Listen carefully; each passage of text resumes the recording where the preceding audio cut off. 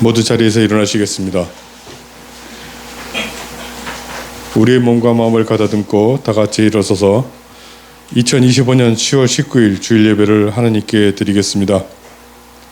내가 여호와의 이름을 전파하리니 너희는 우리 하나님께 위엄을 돌릴지어다.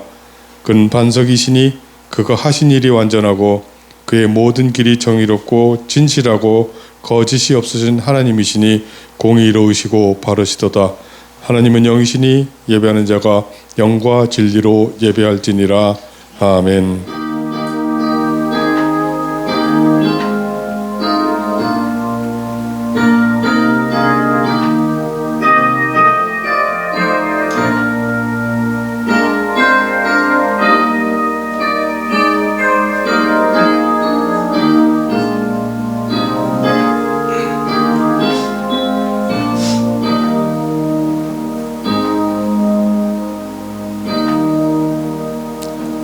우리를 지켜보며 사랑으로 돌보시는 하나님 아버지, 그 사랑과 은혜를 알고 주님을 예배하는 자리에 모였습니다.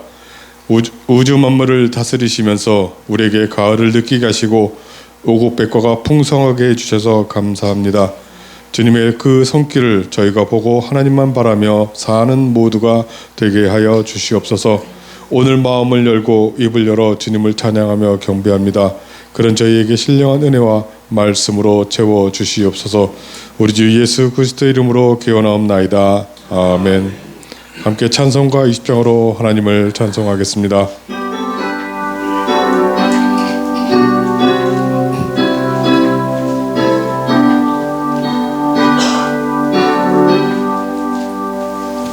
긴 영광 중에 계신 주 나 찬송합니다. 영원히 계신 주의 이름 나 찬송합니다.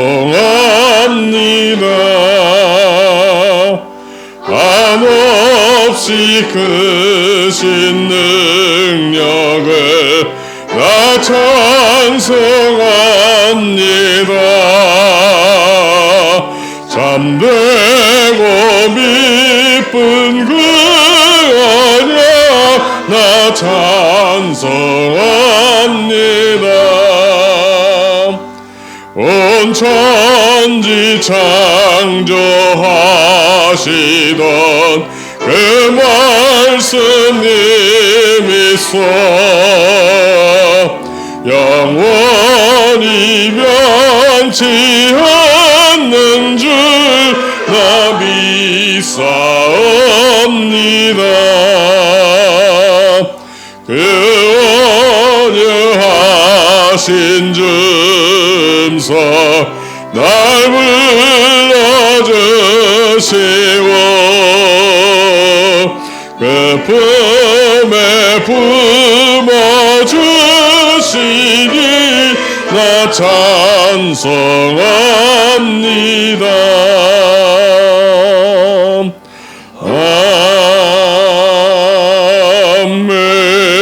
아멘. 사도신경으로 우리 신앙을 고백하겠습니다. 나는 전능하신 아버지 하나님 천지의 창조주를 믿습니다. 나는 그의 유일하신 아들 우리 주 예수 그리스도를 믿습니다. 그는 성령으로 잉태되어 동정녀 마리아에게서 나시고 본디오 빌라도에게 고난을 받아 십자가에 못 박혀 죽으시고 장사된 지 사흘 만에 죽은 자 가운데서 다시 살아나셨으며 하늘에 오르시어 전능하신 아버지 하나님 우편에 앉아 계시다가 거기로부터 살아있는 자와 죽은 자를 심판으로 오십니다. 나는 성령을 믿으며 거룩한 공교회와 성대의 교제와 죄를 용서받는 것과 몸의 부활과 영생을 믿습니다. 아멘. 오늘은 시편 119편 97절에서 104절 말씀을 교독하시겠습니다. 내가 주의 법을 어찌 그리 사랑하는지요 내가 그것을 종일 작은 소리로 읊조리나이다. 주의 계명들이 항상 나와 함께함으로 그것들이 나를 원수보다 지혜롭게 하나이다. 내가 주의 증거들을 늘 읊조림으로 나의 명철함이 나의 모든 스승보다 나으며 주의 법 그를 지킴으로 나의 명철함이 노임보다 나으니이다. 내가 주의 말씀을 지키려고 발을 금하여 모든 악한 길로 가지 아니하였사오며 주께서 나를 가르치셨으므로 내가 주의 길에 대해서 판단하지 아니하였다. 주의 말씀의 맛이 내게 어찌 그리 단지요 내 입에 꿀보다 더 다니이다. 주의 법도들로 말미암아 내가 명철하게 되었으므로 모든 거짓 행위를 미워하나이다. 아멘. 모두 자리에 앉으시겠습니다. 찬송가 336장으로 하나님을 찬송하시겠습니다.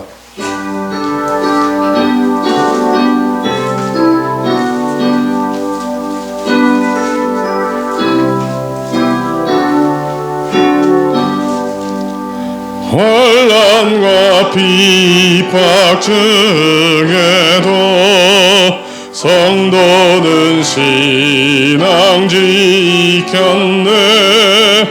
이 신앙 생각할 때에 기쁨이 충만하도다. 성도의 신앙 따라서 죽도록 증성하겠네. 옥중에 매인 성도나 양심은 자유 얻었네. 우리도 고난 받으면 죽어도 영광 되도다. 성도의 신앙 따라서 죽도록 증성하겠네. 성도의 신앙 본받아 원수도 사랑하겠네. 인자한 언어 행실로 이 신앙 전파하리라. 성도의 신앙 따라서 죽도록 증성하겠네.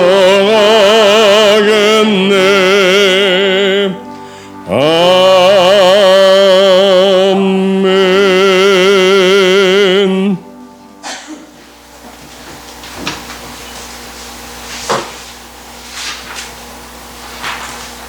같이 기도하시겠습니다. 사랑과 자비가 풍성하신 하나님 아버지, 베풀어 주신 은혜에 감사와 찬양을 드립니다. 어느 해보다도 견디기 어려웠던 더위를 이기게 하여 주시고 청명한 하늘과 아름다운 계절을 허락하여 주셔서 우리 성도들 한자리에 모여서 찬양과 예배를 드릴 수 있게 하여 주심에 감사를 드립니다. 세상 모든 것이 하나님의 섭리에 따라 이 가을에 결실을 맺듯이 우리가 세상을 살면서 땀 흘리는 수고와 뜨거운 햇볕과 지리한 장마와 사나운 태풍만 있고 열매가 없다면 우리가 무슨 낙으로 심고 가꾸겠습니까? 우리가 안고 있는 우리의 힘으로는 해결하기 어려운 일들, 가을에 추수가 있게 인내할 수 있고 보람을 얻듯이 이 자리에 우리들의 인생도 결실을 맺게 하여 주시고 주님의 뜻 아래 소망을 가지고 인내하며 풍성한 열매를 하나님께 드릴 수 있도록 은혜를 내려 주시옵소서.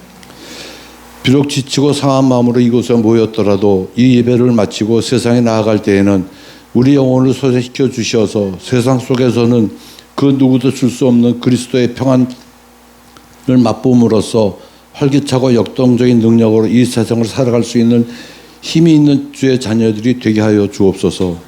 이제 한 해의 마지막 2달을 남겨두고 이 시점에서 우리가 지난 날들을 돌아보며 회개할 것은 회개하고 감사할 것은 감사하며 앞으로의 시간들을 주님의 뜻에 따라 살아갈 수 있도록 지혜를 주시옵소서.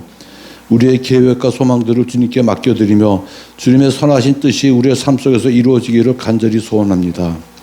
특별히 건강상의 어려움을 겪고 있는 성도들과 가족분들을 위해 기도드립니다. 질병과 고통 속에서도 주님을 신뢰하며 인내할 수 있는 믿음을 주시고 의료진을 통하여 치료의 은혜를 베풀어 주시옵소서. 고령의 어른들이 건강한 노년을 보낼 수 있도록 돌봐주시고 홀로 지내시는 분들을 교회 공동체에 따뜻한 사랑과 관심이 전해지게 하여 주시옵소서. 오늘 이 예배를 통해 주님과 더욱 가까워지는 시간이 되게 하시고 말씀과 찬양을 통해 우리의 영혼이 새로워지는 은혜의 시간이 되게 하여 주시옵소서. 우리 주 예수 그리스도의 이름으로 기도드립니다. 아멘.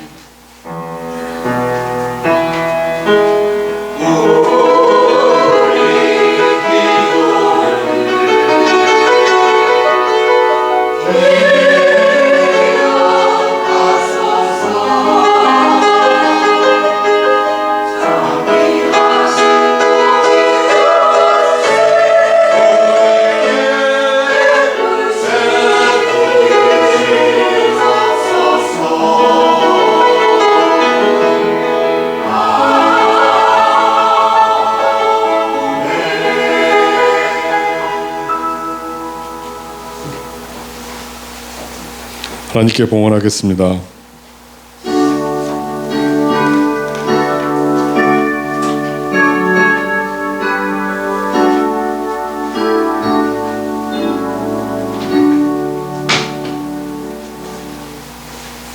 기도드리겠습니다.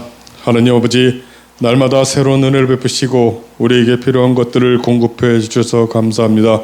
그 사랑과 은혜에 감사하여 우리가 얻은 것에 11조와 감사의 예물을 드립니다.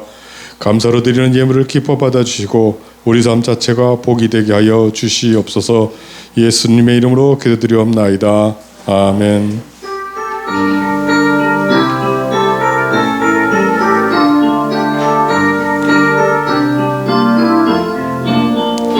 주의 사랑으로 사랑합니다. 주의 사랑으로 사랑합니다. 형제 안에서 주의 영광을 보내 주의 사랑으로 사랑합니다. 주의 사랑으로 환영합니다. 주의 사랑으로 환영합니다. 자매 안에서 주의 영광을 보내 주의 사랑으로 찬양합니다. 네, 교회 소식 알려드리겠습니다. 날씨가 많이 쌀쌀해졌습니다. 내일은 4도까지 내려간다고 그럽니다. 네, 특히나 추위를 많이 타시는 분들은 보온에 신경 쓰셔서 감기 걸리지 않게 조심하시기 바랍니다. 11월 2일은 추수감사절로 지냅니다. 한 해 동안 주님으로부터 받은 은혜를 되새기고 감사하는 시간을 가져야겠습니다. 예전과 같이 예배 시간에는 그 성찬 예식이 있고 예배 후에는 함께 준비하여 식사를 하게 됩니다. 네, 이날은 우리가 한 300g 찌는 날이고요. 네, 혈당이 한 100 정도 올라가는 날입니다. 네, 뭐 1년에 한두 번 정도는 그런 날이 있는 것도 행복입니다. 뒤에 아직 빈 공간으로 남아 있는데요. 본인이 어떤 음식을 준비할지 겹치지 않게 그리고 비교되지 않게 하기 위해서 적어주시면 감사하겠습니다. 먹으러 교회 오는 것은 아니지만은 상당히 감사절이 행복해지지 않을까 생각을 합니다. 찬송가 373장을 함께 찬송하시겠습니다.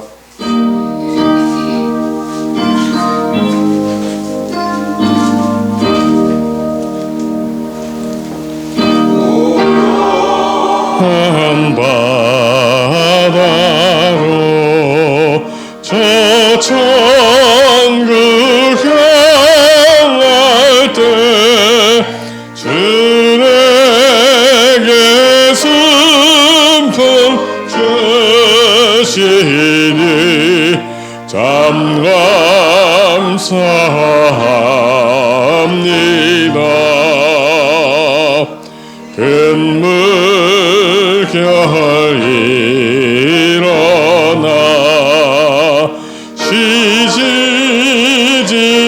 못하나 이 풍랑으로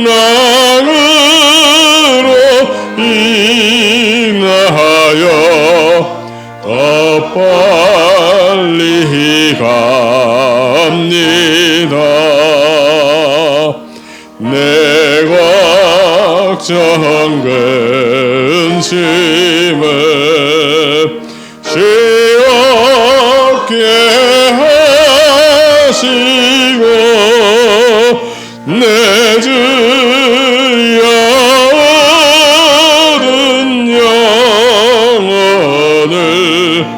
곧바르게 하소서. 이 세상 고락감 주 뜻을 본받고 내 몸이 의지 없을 때 큰 믿음 주소서.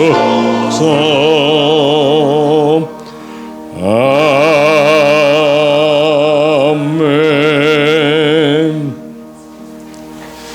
오늘 우리에게 허락하시는 하나님 말씀은 요한계시록 2장 18절에서 29절 말씀입니다. 요한계시록 2장 18절에서 29절 말씀, 신약성경 400쪽 말씀입니다. 이 말씀은 하나님의 말씀입니다. 하나님의 말씀을 받들어 읽겠습니다. 경청하시기 바랍니다. 두아디라 교회의 사자에게 편지하라. 그 눈이 불꽃 같고 그 발이 빛난 주석과 같은 하나님의 아들이 이르시되, 내가 네 사업과 사랑과 믿음과 섬김과 인내를 아노니 네 나중 행위가 처음 것보다 많도다. 그러나 네게 책망할 일이 있노라. 자칭 선지자라는 여자 이세벨을 내가 용납함이니 그가 내 종들을 가르쳐 꿰어 행음하게 하고 우상의 제물을 먹게 하는도다. 또 내가 그에게 회개할 기회를 주었으되 자기의 음행을 회개하고자 하지 아니하는도다. 볼지어다 내가 그를 침상에 던질 터이요 또 그와 더불어 간음하는 자들도 만일 그의 행위를 회개하지 아니하면 큰 환난 가운데 던지고, 또 내가 사망으로 그의 자녀를 죽이리니 모든 교회가 나는 사람의 뜻과 마음에 살피는 자인 줄 알지라. 내가 너희 각 사람의 행위대로 갚아주리라. 두아디라에 남아있어 이 교훈을 받지 아니하고 소위 사탄의 깊은 것을 알지 못하는 너희에게 말하느니, 다른 짐으로 너희에게 지을 것은 없노라. 다만 너희에게 있는 것을 내가 올 때까지 굳게 잡으라. 이기는 자와 끝까지 내 일을 지키는 그에게 만국을 다스리는 권세를 주리니, 그가 철창을 가지고 그들을 다스려 질그릇을 깨뜨리는 것과 같이 하리라. 나도 내 아버지께 받은 것이 그러하니라. 내가 또 그에게 새벽벌을 주리라.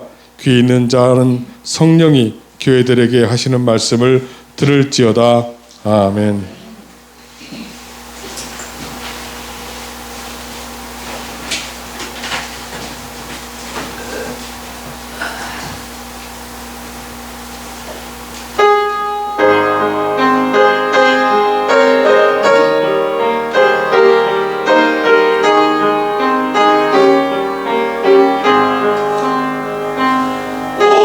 오고를 가신 주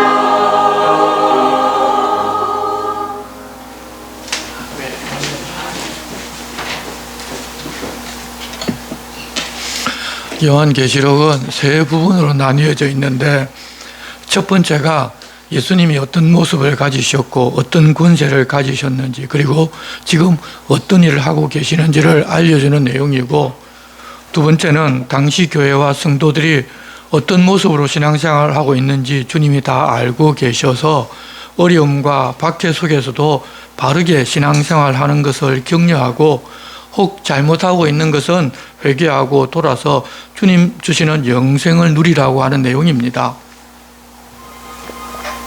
그리고 다음 주부터 볼 앞으로 될 일은 하나님 세상 모든 일을 다 주관하고 계시면서 하나님 정하신 때가 되면 하나님을 대적하는 이 세상의 권세는 반드시 몰락시키고 주님 다시 오셔서 새 하늘과 새 땅을 열어 주님을 따르는 성도들에게 주고 거역하는 자들은 심판 후에 영벌에 두신다는 것을 알려주며, 고난과 박해에도 불구하고 세상을 따르지 말고 주님을 계속 따르면 된다는 것을 성도들에게로 하여금 알게 하시는 내용입니다.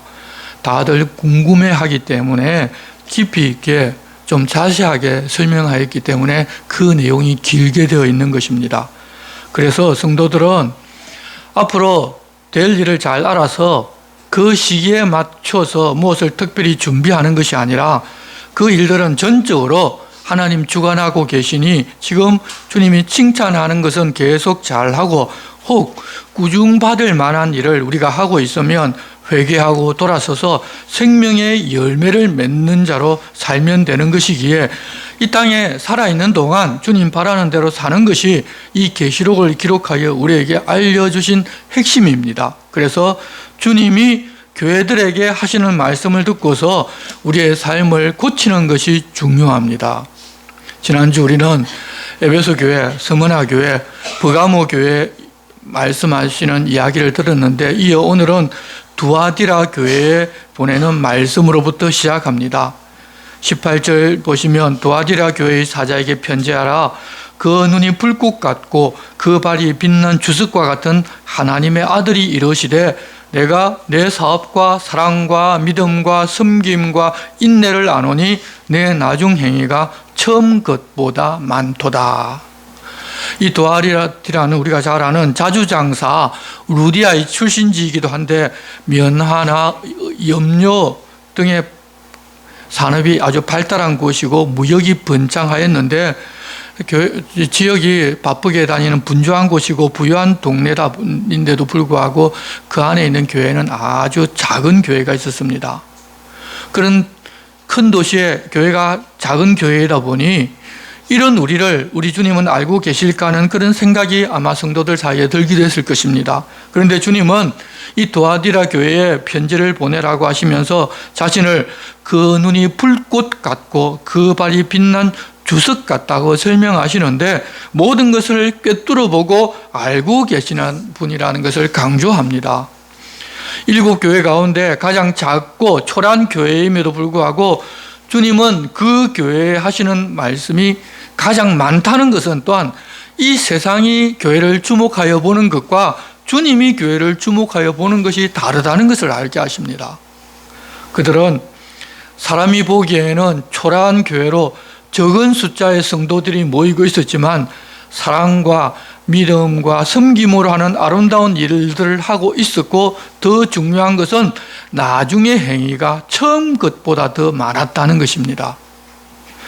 일반적으로 처음에는 열심히들 하지만 시간이 지나면 다들 그런 섬김이 줄어드는데, 7교회 중에서 가장 크고 안정된 이 에베소 교회가 그런 모습을 가지고 첫사랑이 식어져 있는 반면에 두아디라 교회는 그렇지 않고 처음보다 나중이 더 많았다는 것입니다. 우리 주님은 그 교회의 그 모습을 아름답게 보셨습니다. 하지만 그런 그들에게도 꾸중할 것이 하나 있는데, 자칭 선지자라고 하는 여자 이세벨을 용납해버렸습니다.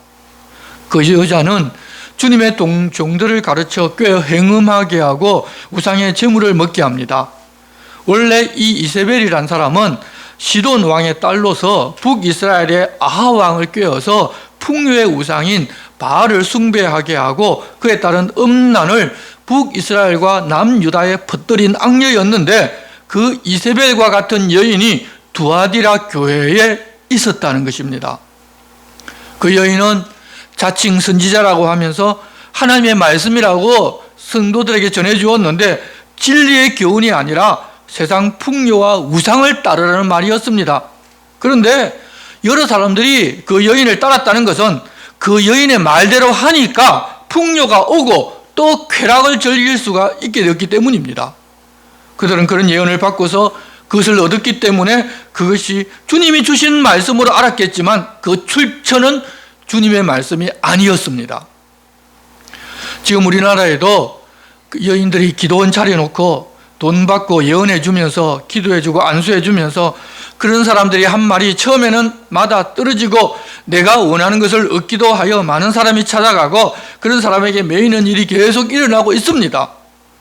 주님은 당장 그들을 심판하지 않으시고 회개할 기회를 주십니다. 하지만 자기의 음행을 회개하지 않고 계속 그 길로 가고 있었습니다. 그 은혜의 시간이 지나면 가만두지를 아니하고 하나님께서 그 여인을 침상에 던지겠다고 말씀하시는데 침상에 던지겠다는 이야기는 심한 병이 들어서 침상에 누워있을 수밖에 없게 하겠다는 것입니다. 그녀뿐만 아니라 그 여인을 따르며 그 길을 사람들도 그 행위를 회개치 아니하면 큰 환난 가운데 던지고 자녀들도 하나님의 복을 받지 못하고 죽음의 길로 이르게 하겠다고 말씀하셨습니다. 이렇게 경고하고 그 일이 일어나면 그때야 비로소 이 말씀을 하신 주님이 사람의 마음과 사람의 뜻을 살피는 분이신 줄을 알게 될 것입니다. 주님은 사람들이 행한 그대로 갚아주십니다.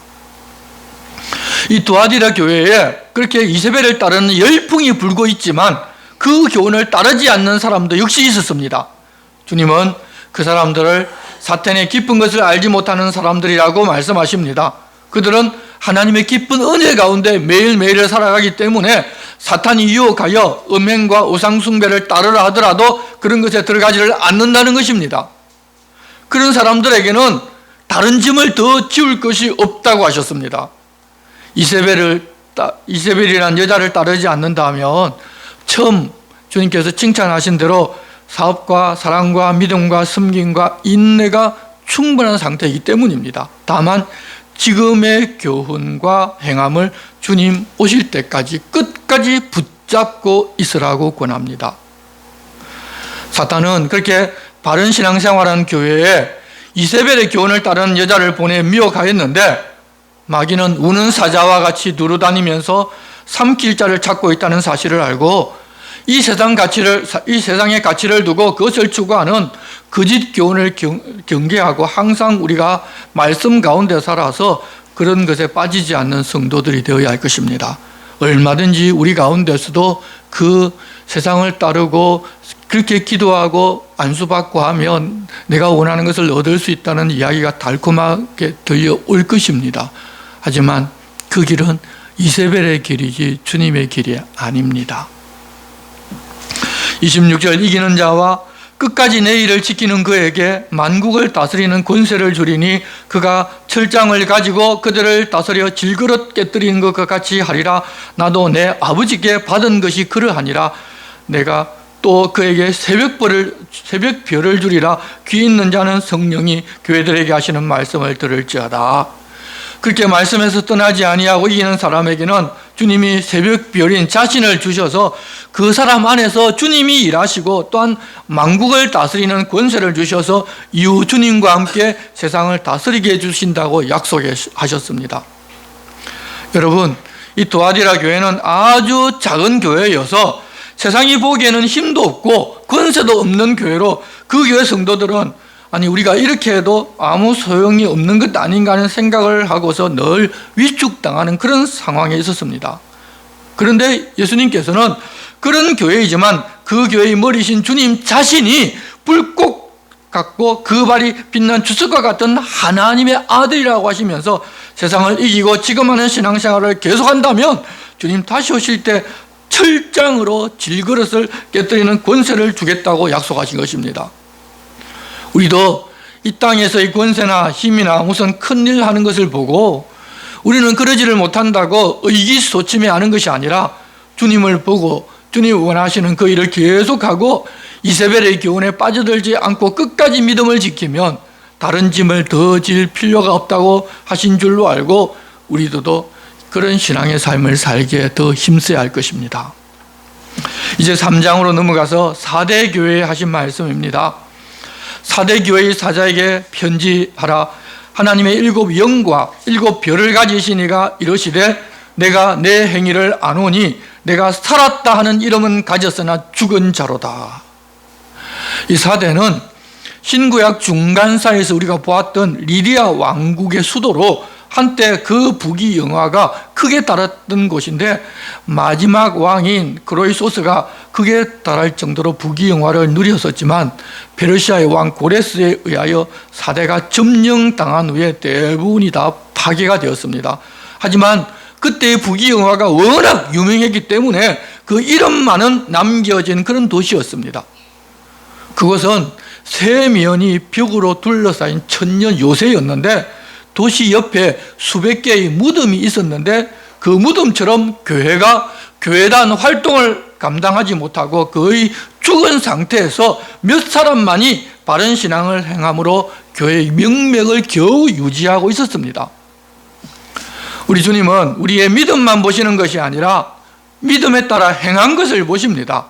행함은 전혀 없이 마음으로 믿으면 구원받고 다 된 것이 아니냐고 생각하기 쉬운데 바르게 믿게 되면 반드시 그 믿음으로 인하여 우리가 믿음으로 행하는 행동이 나타나게 되어 있고 그 행함은 다른 사람들, 우리 자신도 보고 다른 사람들도 보게 됩니다.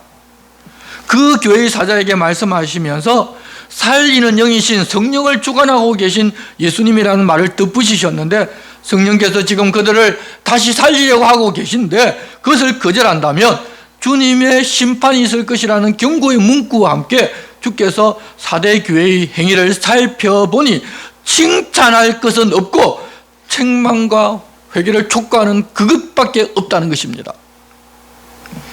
우리가 또 여기서 보면 진리의 도에서 벗어난 이단에 대한 질책이 전혀 없으면서도 죽은 자라고 말씀하시는 것은 그 도시의 상황처럼 예전에는 화려했고 무엇인가 있는 것 같았지만 지금은 경건의 모양도 없고 능력도 없는 무사 안일주의로 신앙생활하고 있다는 것입니다. 그래서 마귀가 보기에도 그대로 두면 그냥 죽기 때문에 이단이나 거짓 교사를 보내어 교회를 흔들면 혹시 그것 때문에 깨어 살아날까 봐 그냥 그대로 둔 것입니다. 그들은 그것을 평화라고 생각하고 복이라고 생각하고 하나님의 은혜라고 아마 주장했을 것입니다. 하지만 성도 여러분, 예수 그리스도를 머리로 두고 있는 그리스도의 몸된 교회는 바울 사도가 고린도 교회에 편지를 보낸 바와 같이 죽은 자 같으나 살아있는 자라는 확신 가운데 믿음이 행동이 나타나는 그런 삶을 살아가는 곳입니다. 그런데 이 4대 교회는 그와는 정반대로 살아있는 것 같은데 죽은 자라는 책망을 받았습니다. 그렇지만 소망이 전혀 없는 것은 아니었습니다. 그 교회에 바른 신앙을 가지고 바르게 행하고자 하는 사람 몇이 있었기 때문입니다. 주님은 교회가 살아날 2가지 처방을 내리셨습니다. 2절입니다. 너는 일깨어 그 남은 바 죽게 된 것을 굳건하게 하라.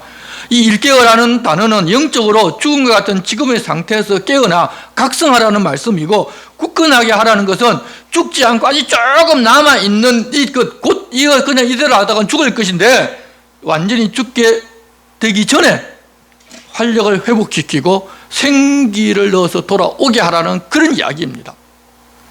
그런 명령을 내리시는 이유는 내 하나님 앞에 내 행위에 온전한 것을 찾지 못하였기 때문이라고 말씀하십니다. 온전하다는 것은 충만하다거나 풍성하다는 뜻을 가졌는데 그들이 전혀 그렇지를 못하였기 때문입니다.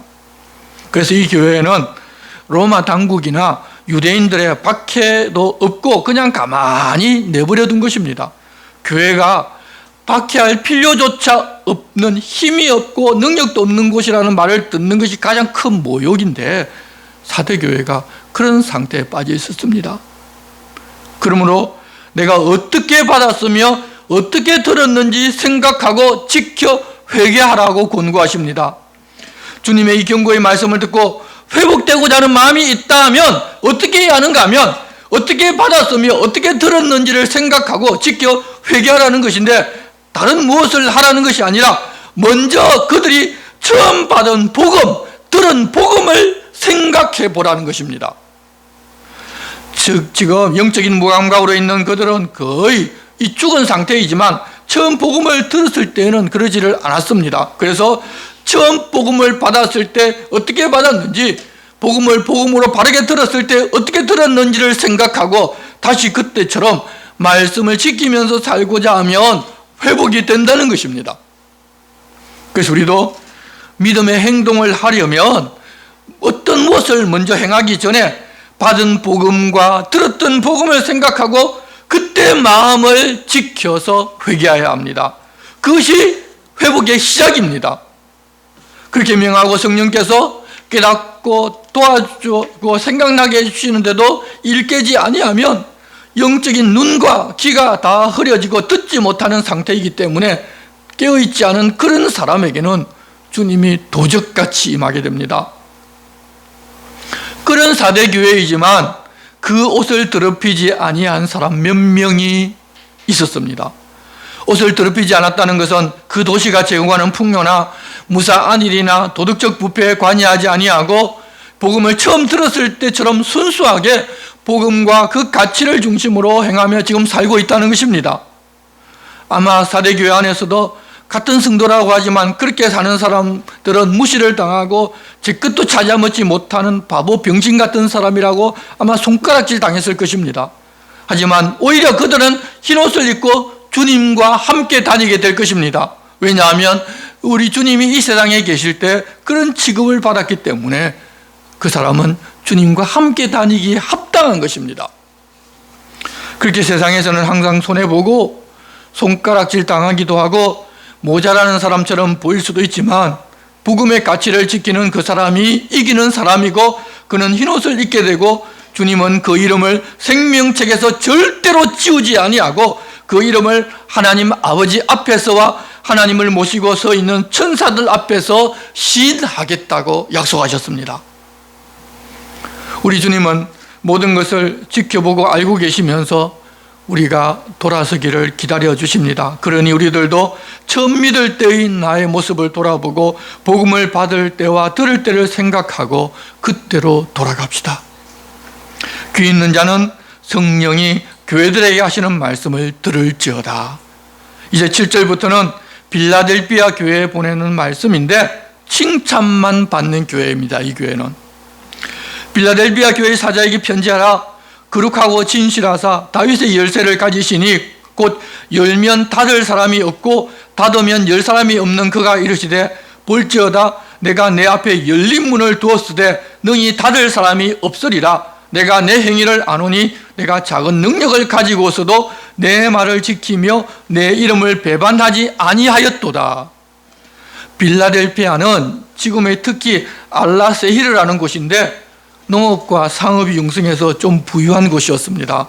그러다 보니 다른 지역과 마찬가지로 헬라 신전이 많이 있었고 포도 농사가 특히 잘 되어서 술의 신인 디오니소스를 수호신으로 섬기는 곳이었는데 새롭게 재건된 도시이다 보니까 사람들이 외부에서 많이 유입되어 굉장히 좀 개방적이었던 것 같습니다. 이곳에 어떻게 복음이 전해지고 교회가 세워졌는지는 알려지지 않았지만 교회가 세워지고 후에 여러 가지 방해도 불구하고 이들은 이 복음을 지켜내었습니다.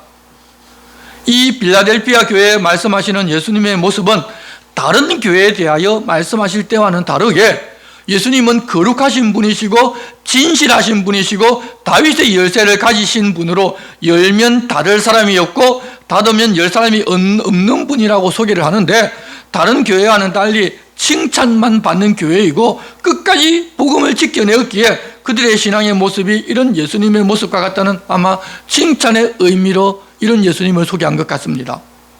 그 교회, 그 예수께서 이 교회에 열린 문을 두어서 닫을 사람이 없을 것이라고 말씀하셨는데 이 말씀하신 그대로 특히가 이슬람 국가가 된 지금도 그 동네에는 인구 3분의 1 정도가 그리스도인일 정도로 여전히 그리스도인이 많이 남아있는 동네입니다. 그들은 작은 능력을 가지고서도 내 말을 지키며 내 이름을 배반하지 아니하였다고도 하시는데 주님 그 사실을 다 알고 계십니다.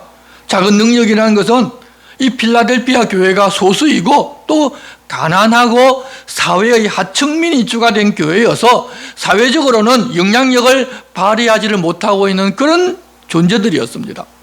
교회가 그렇다 보니 부유하고 성공한 지식인 유대인들과 그런 유대인들의 모임인 회당을 중심으로 박해를 당하고 무시를 당하기도 하였습니다. 그런데도 그들은 그 박해와 모진 시련 가운데서도 주님의 말씀을 지키면서 그 이름을 배반하지를 않았습니다. 그렇게 가진 것이 없이 부족하고 소수만 모인 사람들이 하나님을 사랑하고 말씀을 지키니 그것을 보신 주님은 유대인들 중 몇철 굴복시켜서 교회의 발 앞에 엎드려 절하게 하여 주님이 이 빌라델피아 교회를 사랑하는 줄 알게 하겠다고 하시는데, 부족한 사람들이 모인 교회이지만 하나님께서 교회를 든든하게 세우고 복음으로 성도들을 세워서 유대인들과의 다툼에서 지지 않게 해서 유대인들이 유대인들이든 하나님을 자기들이 잘 안다고 고집하고 있었는데 그 고집을 주님께서 무너뜨려 주시고 뿐 아니라 유대인들은 자기들이 선민이어서 이방인들은 자기들에게 절을 해야 한다고 그렇게 생각하고 있는 사람들인데, 오히려 하나님께서 이 유대인들이 이방인 교회와 성도들에게 절하게 만들어 주겠다고 약속하신 것입니다. 10절 내가 나의 인내의 말씀을 지켰은즉 내가 또한 너를 지켜 시험의 때를 면하게 하리니 이는 장차 온 세상에 임하여 땅에 거하는 자들을 시험할 때라. 또한 그리스도께서 십자가를 지시기까지 인내하셨던 것처럼 그를 믿는 성도들도 자기 십자가를 지고 인내해야 하는데, 빌라델피아 교회 성도들은 마땅히 그래야 하는 줄로 알고 자기 십자가를 거부하지 아니하고 인내하며 말씀을 지켰습니다. 그렇게 주님이 그들을 지켜서 장차 온 세상에 임하여 세상 사람들을 시험할 그때 빌라델피아 교회 성도들은 그 시험의 때를 면하게 해준다고 약속하셨습니다. 우리도 이 땅에 살면서 주님으로 인한 이 시험을 겪겠지만 예수님을 본받아 인내하고 그 시험을 이기면 주님이 우리를 지켜서 세상을 심판하는 심판의 때에 시험을 면하게 해주신다는 사실을 알 수가 있습니다. 예수 믿는 것 때문에 이 땅에서 손해본다는 생각이 들 때가 많이 있는데 결코 주님은 우리로 하여금 손해보지 않게 하십니다. 마지막 때 사람들이 시험당하고 영벌에 들어갈 때를 보면 가슴이 철렁해지면서 이 땅에 살 때 믿고 손해보고 인내하며 산 것이 얼마나 잘한 것인지를 여러분 그 자리에서는 뼈저리게 느낄 것입니다. 그러니 무엇을 더 해야 하는 것이 아니라 지금 하는 것을 꼭 붙잡고 빼앗기지만 않으면 되는 것입니다. 주님은 예수 그리스도의 말씀과 그 이름에 신실했던 것들을 끝까지 붙잡고 있으라고 권합니다. 그렇게 끝까지 붙잡아 이기는 사람은 12절 이기는 자는 내 하나님 성전의 기둥이 되게 하리니 그가 결코 다시 나가지 아니하리라. 내가 하나님의 이름과 하나님의 성 곧 하늘에서 내 하나님께로부터 내려오는 새 예루살렘의 이름과 나의 새 이름을 그의 위에 기록하리라. 여러분 집이 있으면 그 집에는 반드시 기둥이 있습니다. 그런 사람들을 하나님의 성전의 기둥이 되게 하기에 결코 하나님의 성전에서 빼나갈 수가 없는 것입니다. 그 사람들은 그처럼 귀한 사람으로 대접을 받을 것이어서 그들에게 하나님의 이름과 하늘로부터 내려오는 새 예루살렘의 이름과 예수 그리스도의 새 이름을 그 사람 위에 기록하겠다고 약속하셨습니다. 귀 있는 자는 성령이 교회들에게 하시는 말씀을 들을지어다.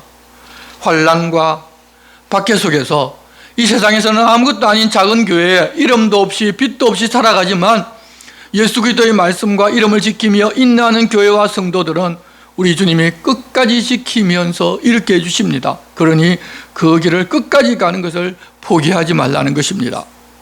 우리도 세상에서 무엇을 이루고 크게 되는 것이 중요한 것이 아니라 우리 주님의 인내를 닮아서 살아가며 끝까지 주님의 말씀과 그 이름을 지키는 것이 중요하다는 사실을 잊지를 맙시다. 이제 마지막으로 라오디게아 교회에 보내는 말씀인데, 이 라오디게아는 셀류쿠스의 안티오코스 2세가 자신의 아내인 라오디케의 이름을 따서 도시의 이름을 지은 곳인데 부유하고 거대한 도시이기 때문에 그 도시에 걸맞게 이 라오디게아 교회도 당시 7교회 가운데 가장 돈을 많이 가진 교회였습니다. 성도들도 대다수가 다 부유했습니다. 14절입니다. 라오디게아 교회 사자에게 편지하라. 아멘이시요 충성되고 참된 정인이시요 하나님의 창조의 근본이신 이가 이르시되 내가 내 행위를 아노니 내가 차지도 아니하고 뜨겁지도 아니하도다. 내가 차든지 뜨겁든지 하기를 원하노라. 내가 이같이 미지근하여 뜨겁지도 아니하고 차지도 아니하니 내 입에서 너를 토하여 버리리라. 지금 예수님께서 교회들에게 하시는 말씀은 각 교회마다 성령께서 내 행위를 안다고 말씀하십니다. 내가 믿음이 있는 것 안다고 말씀하시는 것이 아니라 내가 참된 믿음으로 그 믿음에서 나오는 어떤 행동을 하고 있는지 아닌지를 다 알고 계시다는 것을 이야기합니다. 그래서 야고보서를 통하여 말씀하신 것처럼 행함이 없는 믿음은 헛것이고 자기를 속이는 것입니다. 라오디게아 교회는 미증언한 교회였는데 왜 그런가 하면 다들 돈이 많았기 때문입니다. 돈이 많으니 세상에서 필요한 것 스스로 다 구할 수 있고 자기가 하고 싶은 것 다 돈으로 하고 살았기 때문에 굳이 하나님을 찾지 않고 살았습니다. 하나님 찾지 않는 것이 바로 교만입니다. 또 지리적으로 보면 이 라오디게아에 흐르는 강물이 미지근했습니다. 동쪽 골로새 지역의 높은 산에서 빙하에서 흘러내리는 찬물이 내려오고 이 북쪽에 있는 히에라폴리스에는 온천물이 흘러나와서 이 라오디게아 근처에서 만납니다. 그러면서 한쪽은 찬물, 한쪽은 온천물이 만나다 보니까 라오디게아에서는 차갑지도 않고 뜨겁지도 않는 미지근한 물이 되는 것입니다. 우리도 여름에 미지근한 물을 마시면 어떤 때는 입에서 토하고 싶을 때도 있는데 자기들이 사는 도시의 물 온도처럼 라오디게아 교회 성도들도 그런 미지근한 신앙을 가지고 있어서 주님이 그들을 그냥 토해버리고 싶다는 것입니다.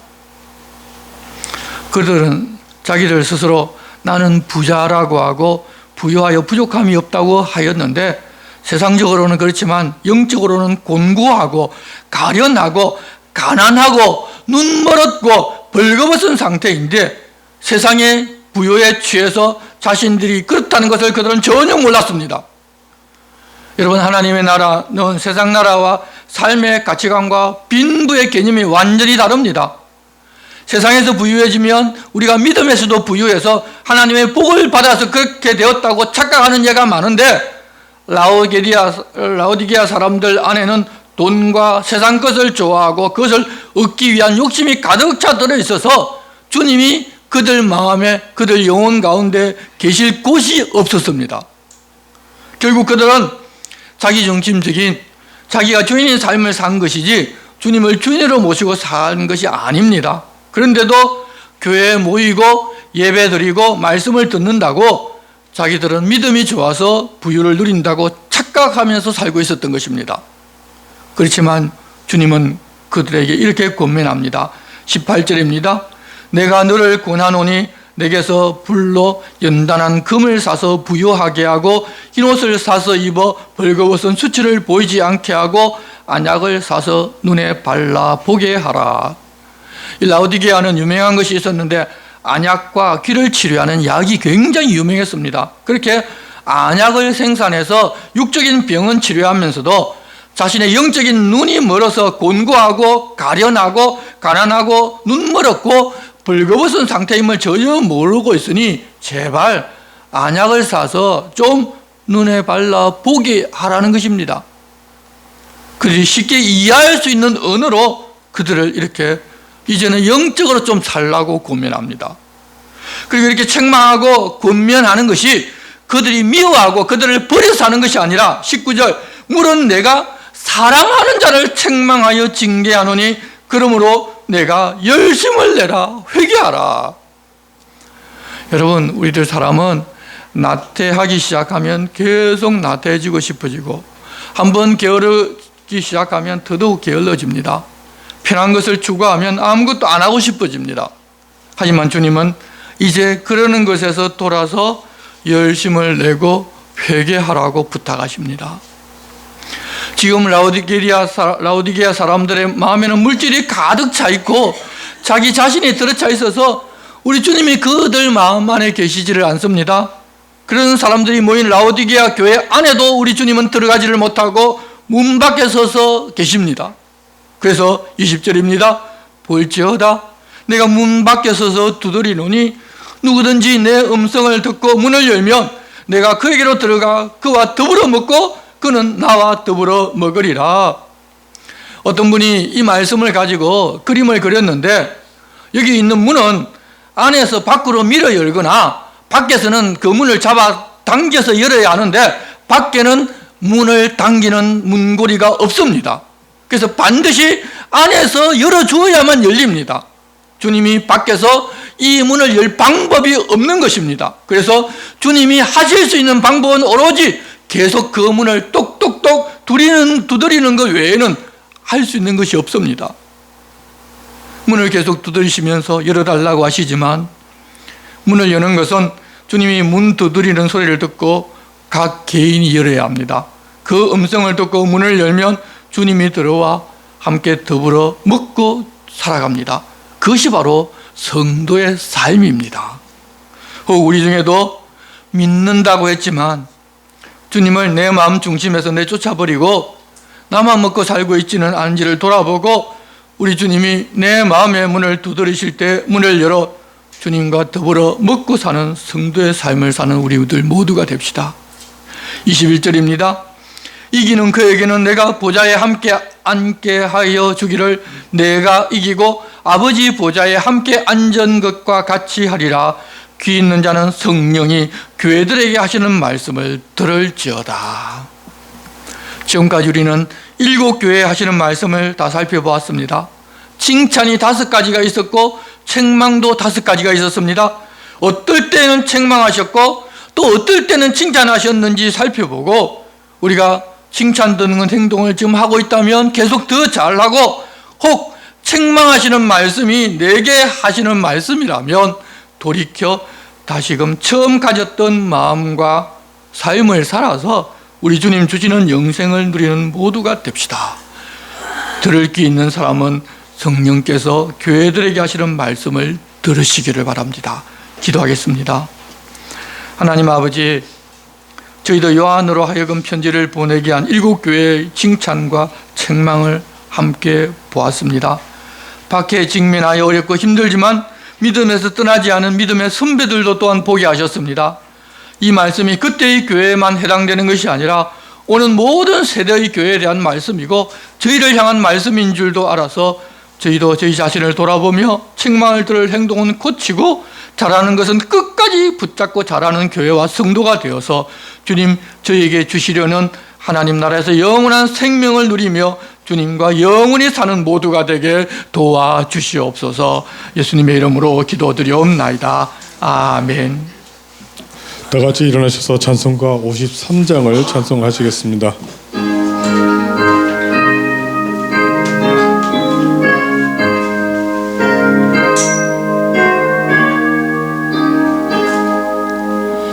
성전을 떠나가기 전 머리를 숙일 때 주께서 함께 계시고 복 내려 주소서.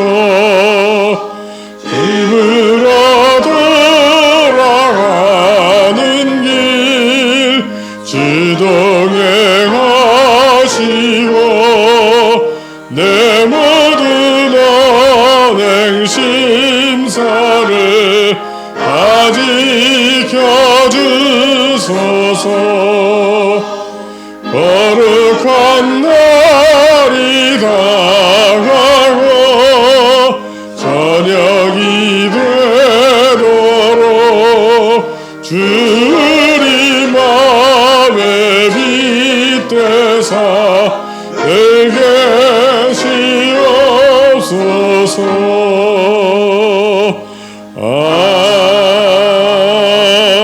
아멘.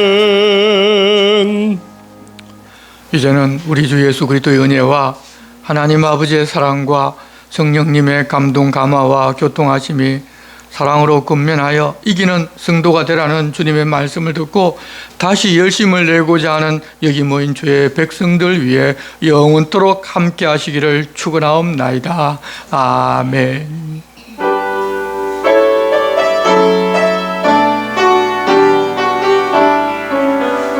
주여